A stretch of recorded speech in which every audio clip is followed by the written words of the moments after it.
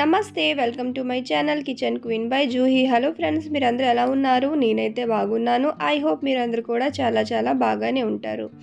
ఈరోజు వచ్చేసి నేను మీతో మెంతికూరతో ఒక మంచి రెసిపీ అయితే షేర్ చేయబోతున్నాను. అలాగే కొన్ని క్లీనింగ్ వర్క్ కూడా ఉంది, అది కూడా మీతో షేర్ చేయబోతున్నాను. కాబట్టి వీడియోని స్కిప్ చేయకుండా పూర్తిగా చూడండి. ఇంకా రెసిపీ ఇంకా నా క్లీనింగ్ వర్క్ మీకు నచ్చితే మాత్రం తప్పకుండా వీడియోని లైక్ చేయండి, కామెంట్ చేయండి, ఇంకా సబ్స్క్రైబ్ కూడా చేసుకోండి. అయితే నేను ముందు రోజునే మెంతికూరని బాగా క్లీన్ చేసుకొని ఇలా కాటన్ క్లాత్లో ర్యాప్ చేసుకొని ఒక బాక్స్లో పెట్టేసుకొని ఫ్రిడ్జ్లో పెట్టుకుంటాను. ఇలా చేస్తే మనము మినిమం ఒక 4-5 డేస్ అయితే దీన్ని బాగా యూజ్ అయితే మనము చేసుకోవచ్చు. ఇప్పుడు ఇక్కడ నేను ఒక 2 బంచ్ లాగా అయితే మెంతికూరని తీసుకున్నాను. దీంట్లో కొంచెం వాటర్ వేసుకుంటున్నాను, చల్లటి నీళ్ళే వేసుకుంటున్నాను.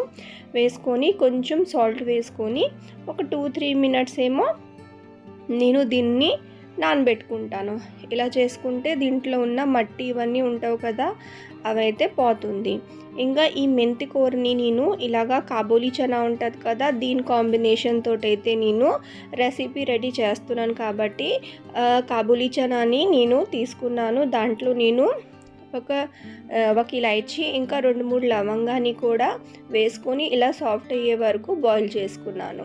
ఇంకా ఈ రెసిపీ తోటి నేను పూరీ చేయబోతున్నాను కాంబినేషన్లో. అందువల్లనే పూరీ కోసం కూడా నేను గోధుమ పిండి ఇంకా వాము వేసుకొని సాఫ్ట్ డో అయితే ప్రిపేర్ చేసుకున్నాను.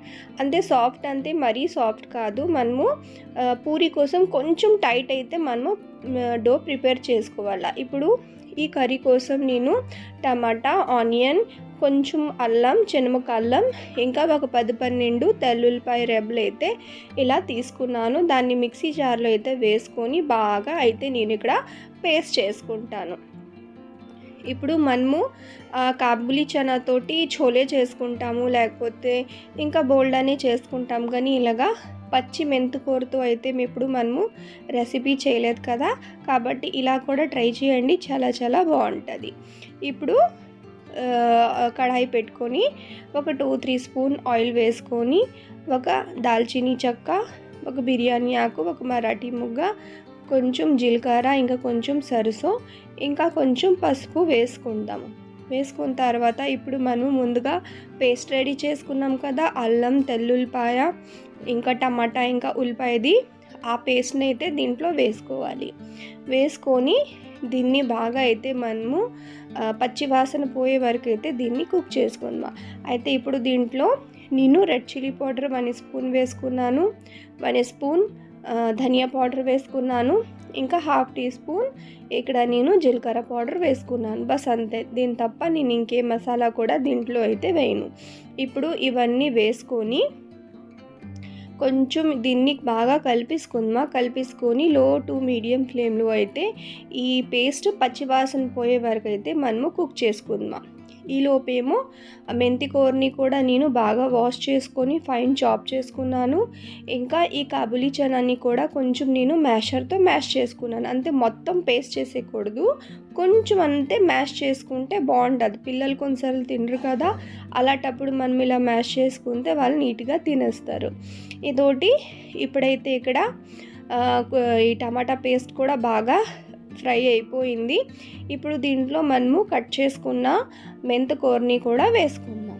మెంతికూరని వేసుకున్న తర్వాత ఇలా బాగా కలిపేసుకుందాం. చూసారా ముందు ఎంత కనిపించిందో, బట్ ఇప్పుడు అలాగ కలిపేగానే అంత క్వాంటిటీ దీనిది తగ్గిపోయిందో.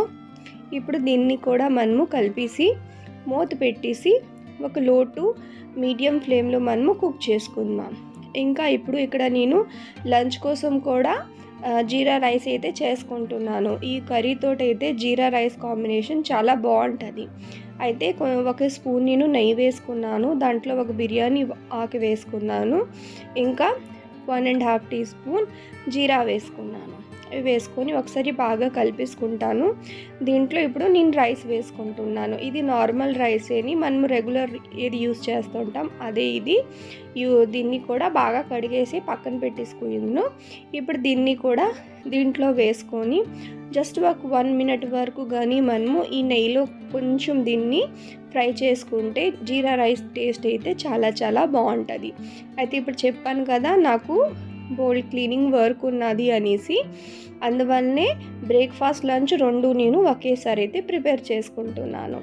అయితే ఇప్పుడు రైస్ని బాగా ఫ్రై చేసుకున్న తర్వాత దీంట్లో రైస్కి తగ్గట్టు వాటర్, అయితే నేను ఇక్కడ ఒక టీ గ్లాస్ తోటి 1 గ్లాస్ అయితే ఇక్కడ రైస్ తీసుకున్నాను కాబట్టి దాంతో ఒక 2 గ్లాస్ అయితే వాటర్ అయితే నేను ఇక్కడ వేసుకొని బాగా కలిపేసుకొని సాల్ట్ ఇవన్నీ అడ్జస్ట్ చేసుకొని కుక్కర్ మూత పెట్టేసి మనము ఒక 2-3 విజిల్స్ పెట్టుకుంటే మనకి జీరా రైస్ అయితే ప్రిపేర్ అయిపోతుంది. మా ఇంటికాడ కొంచెం రైస్ సాఫ్ట్గా తింటారు కాబట్టి నేను ఒక 3 విజిల్స్ అయితే పెట్టుకుంటుంటాను. ఇప్పుడు అటుపక్క అయితే కుక్కర్ని షిఫ్ట్ చేసేసాను. ఇంకా ఇటుదుక్క అయితే మనం ఒకసారి కర్రీని చూసుకుంటే కర్రీ కూడా ఆల్మోస్ట్ మెంతి కూర ఇంకా ఈ టమాటా ఆనియన్ పేస్ట్ అయితే బాగా కుక్ అయిపోయింది. అయితే ఇప్పుడు వరకు దీంట్లో నేను సాల్ట్ వేసుకోలేదు, ఎందుకంటే మెంతికూర వేసుకున్న తర్వాతే సాల్ట్ వేసుకోవాలి. ఎందుకంటే చూసేటప్పుడు ఎక్కువ ఉంటుంది, అలాంటప్పుడు మనం ఎక్కువగానే సాల్ట్ వేసుకుంటే టోటల్ కర్రీ సాల్ట్ అయిపోతుంది. ఇంకా దీంట్లో మనము కాబూలీ చనా కూడా బాయిల్ చేసుకున్నాం కదా, అది కూడా దాంట్లో కూడా కొంచెం మనము సాల్ట్ వేసుకుంటాం కదా, కాబట్టి కొంచెం జాగ్రత్తగా మాత్రం సాల్ట్ వేసుకోండి. అయితే ఇక్కడ నేను బాయిల్ చేసుకున్న కాబూలీ చనాని కూడా దీంట్లో వేసుకున్నాను, ఇంకా కొంచెం వాటర్ వేసుకున్నాను. ఇవి వేసుకొని బాగా కలిపేసుకొని మనకి ఉప్పు కారం ఇవన్నీ అడ్జస్ట్ చేసుకొని మూత పెట్టేసి లో టు మీడియం ఫ్లేమ్లోనైతే ఒక 5 మినిట్స్ మనము కుక్ చేసుకుంటే సరిపోతుంది. ఇప్పుడు ఇక్కడైతే నేను బ్రేక్ఫాస్ట్లోనైతే పూరీ చేస్తున్నాను. ఇంకా ఇదే కర్రీతోటి పూరీ, ఇంకా ఇదే కర్రీతోటి జీరా రైస్ మధ్యాహ్నం కోసము ఇంకా మార్నింగ్ బ్రేక్ఫాస్ట్ కోసము ఒకేసారి అయిపోవాలనేసి అయితే ఇలాగా నేను చేసుకున్నాను. అంటే మనకి ఎక్కువ పనులు ఉండేటప్పుడు ఇలాగా కొన్ని అడ్జస్ట్మెంట్ అయితే చేసుకోవాలా. ఇదోటి కొంచెం ఇలాగా టైట్గా డో ప్రిపేర్ చేసుకుంటే పూరీకి మనము పాముకోవడానికి అయితే బాగుంటుంది. నేను గోధుమ పిండిలో కొంచెం వామ్ వేసుకొని పూరీ కోసం అయితే డో ప్రిపేర్ చేసుకున్నాను. ఇలాగా మనము స్టార్టింగ్లోనే ఇలా చిన్న బౌల్ పెట్టుకొని చేసుకుంటే మనకి పూరీ అన్నీ ఈక్వల్ సైజులోనైతే వస్తుంది. ఇప్పుడు ఒక సైడ్ అయితే నేను కళాయిలో ఆయిల్ పెట్టుకొని అది సిమ్లో పెట్టేస్తున్నాను. అది వేడయ్యేలోపు నేను ఈ పూరీ అయితే ఇలాగా రెడీ చేసుకుంటాను. అయితే నా దగ్గర పూరీ మేకర్ కూడా ఉన్నది చేయడానికి, బట్ నాకు ఆ పూరీ మేకర్ కంటే నాకు ఇలాగా చేతోటి పాముకోవడమే నాకైతే ఈజీ తగులుతుంది. ఎందుకంటే పూరీ మేకర్లో కొంచెం ప్రెషర్ తోటి ప్రెస్ చేయాలా, నేను అది ప్రెస్ చేయలేకపోతుంటాను ఎక్కువ ప్రెషర్ పెట్టేసి. అందువల్లే నేను ఈ విధంగా అయితే నేను పూరీ అయితే ప్రిపేర్ చేసుకుంటుంటాను. ఎప్పుడైనా పూరీ చేసేటప్పుడు దాంట్లో కొంచెం మనము వామ్ వేసుకొని పిండి కలుపుకుంటే మనకి డైజెషన్కి కూడా బాగుంటుంది. ఇప్పుడు ఒకసారి మనము కర్రీని చెక్ చేసుకుందామా. కర్రీ అయితే ఆల్మోస్ట్ కుక్ అయిపోయింది. ఒకసారి కలిపేసుకొని మనము గ్యాస్ ఫ్లేమ్ని ఆఫ్ చేసుకుంటే ఇదోటి మనకి కర్రీ అయితే పర్ఫెక్ట్గా కుక్ అయిపోయింది. అయితే నేను ఇక్కడ 1 కప్పే కాబూలీ చనా అయితే యూస్ చేసుకున్నాను. ఇప్పుడు చూపిస్తాను మీకు పూరీ ఎందుకు మనకి కొంతమందికి పొంగదు అనేసి అంటారు కదా, అది ఎందుకు పొంగదో చెప్తాను. ఇప్పుడు మనము పూరీని ఇలాగా ఆయిల్లో వేసాము, బట్ అది పొంగలేదు. అది ఎందుకు పొంగలేదు, ఇంకా నూనె ఎక్కువ పీల్చేస్తుంది ఎందుకు అంటే మనము ఆయిల్ని బాగా హీట్ చేసుకోవాలి, అప్పుడే అది అవుతుంది.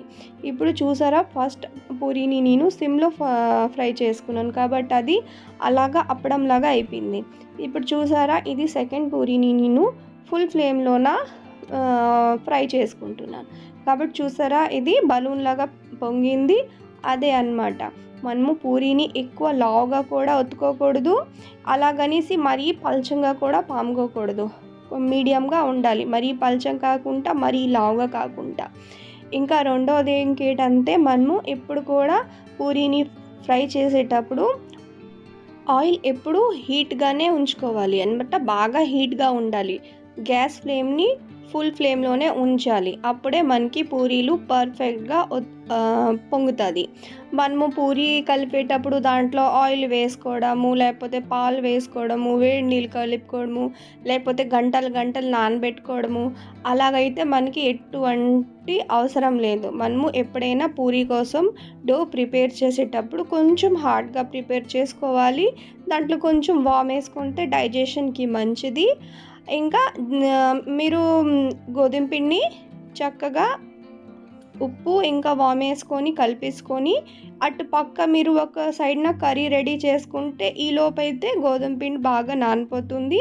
అప్పుడు ఆటోమేటిక్గా పూరీ ఏమో ఇలాగా వస్తుంది అనమాట. మీరు కానీ పూరీ మేకర్లో మాత్రం పూరీ చేస్తే పూరీ డో అయితే మాత్రం కొంచెం సాఫ్ట్గా పెట్టుకోండి, అప్పుడే మీకు ప్రెస్ చేయడానికి బాగుంటుంది. చూసారా, పూరీ అయితే ఇక్కడ అన్నీ పొంగావి. అయితే ఇప్పుడు నేనైతే పిల్లలకి పూరీ ఇంకా ఈ మేథీ చోలే కర్రీ అయితే సర్వ్ చేసేస్తాను. మా బాబు హాస్టల్ నుంచి వచ్చాడు కదా, వాడికైతే ఇలాగ పూరీ చోలే ఇవన్నీ అయితే వాడికి చాలా ఇష్టం. అందువల్లే ఇప్పుడైతే ప్రజెంట్ వాడి ఇష్టం వచ్చిందే బ్రేక్ఫాస్ట్ ఇంకా లంచ్ అయితే ప్రిపేర్ చేశాను అనమాట. ఇదోటి వేడివేడిగా పూరీ ఇంకా మేథీ చోలే కర్రీ అయితే ఇదోటి రెడీ అయిపోయింది. ఇప్పుడు చూసారా, ఇల్లంతా ఇలా పడుంది చెదిరిబిదిరిగా. ఇది వచ్చేసి మా బెడ్రూమ్లో ఉన్న కబోర్డ్. దీంట్లోనే నేను అన్ని రెగ్యులర్ యూజ్ చేసుకున్న బట్టలతో పాటు గ్రాసరీ కూడా ఇక్కడే నేను పెట్టుకుంటాను.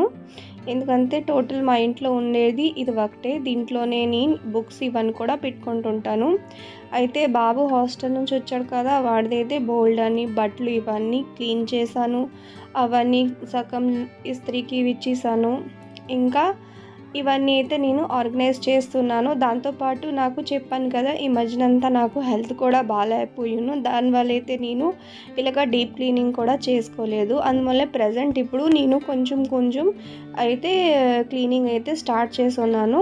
ఇదోటి మొత్తం అయితే క్లీన్ చేసుకొని కబోర్డ్ని అయితే ఆర్గనైజ్ అయితే నేను చేసుకున్నాను. ఇవన్నీ చేసుకున్న తోడికి మధ్యాహ్నం లంచ్ టైం కూడా అయిపోయింది. అయితే ఇదోటి ఇప్పుడైతే నేను మధ్యాహ్నం లంచ్లోకి జీరా రైస్ చేశాను కదా, అది కూడా ఇప్పుడు నేను సర్వ్ చేసుకుంటున్నాను. ఈ పరంగా అయితే మా మార్నింగ్ బ్రేక్ఫాస్ట్ ఇంకా మధ్యాహ్నం లంచ్ కూడా అయిపోయింది. ఇంకా కొన్ని డో అంతే పూరీ కోసం చేసుకున్న డో ఇంకా కొంచెం మమ్మీ కొంచెం ఇంకా పూరీ కావాలి అంటే మళ్ళీ వేడివేడిగా కొంచెం పూరీ చేసేసి ఎటుగా జీరా రైస్, మేథీ చోలే కర్రీ, పూరీ ఇంకా కొంచెం మసాలా ఛాచ్ అయితే చేశాను. మసాలా ఛాచ్ రెసిపీ లింక్ మీకు కావాలి అంటే డిస్క్రిప్షన్లో పెడతాను, తప్పకుండా చూడండి. ఐ హోప్ ఈరోజు రెసిపీ మీకు నచ్చుంటే మాత్రం తప్పకుండా లైక్ చేయండి, షేర్ చేయండి, కామెంట్ చేయండి, ఇంకా సబ్స్క్రైబ్ కూడా చేసుకోండి ఛానల్ని. Thanks for watching.